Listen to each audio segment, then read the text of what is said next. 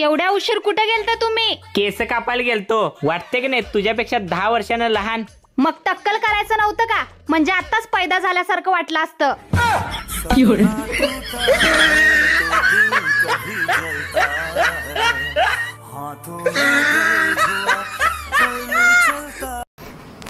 हो, कुठं निघालाय वर तोंड करून एवढं नटून थटून? अगं ते मित्राचा कॉल आलता, जाऊन येतो थोडं. आला फोन की निघालो वर तोंड करून? तुम्हाला घर संसारचं काय पडले का नाही?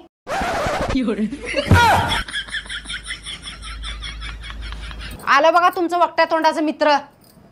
ए तू जातोस का? तुला घालू एक दगड. अगं सुनी, जातो की काहीतरी महत्वाचं काम असेल ग. तुम्ही जर दाराच्या बाहेर पाऊल ठेवलं तर माझं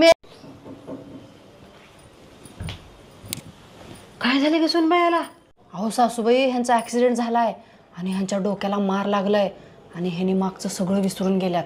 अगं बाई, कोण आहे म्हातारी? आत्ता ग बया, असं झालंय म्हणून तुझ्या आईला फोन करून सांगितलीस काय? थांबा, लावते लगेच.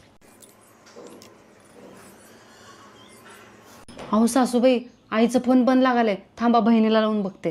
तुझ्या बहिणीचाही मोबाईल खराब झालाय. काल मीच स्वतःहून रिपेअर करायला टाकलोय. सुन बाय, जा काठी घेऊन ये जातली. कोण आहे म्हातारी?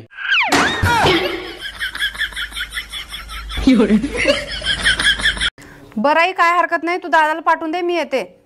काय सारखा फोन करून म्हणतेस ग, मी येते आणि जाता बी नाहीस. बरं तुम्ही सोडून या मला, मी जाते. चल, काय हरकत नाही, मी तुला सोडून येतो. पण एका अटीवर, मी जोपर्यंत न्यायला येत नाही तोपर्यंत वापस यायचं नाही. आई, हिला नीट समजावून सांग बरा. काय झालं? काल 20,000 रुपयाची शॉपिंग केली आहे. मग काय झालं? 20 नाही 40,000 शॉपिंग करायला पाहिजे होते. अगं आई, तुझ्या सुनानं काय प्रताप केले विचार जरा.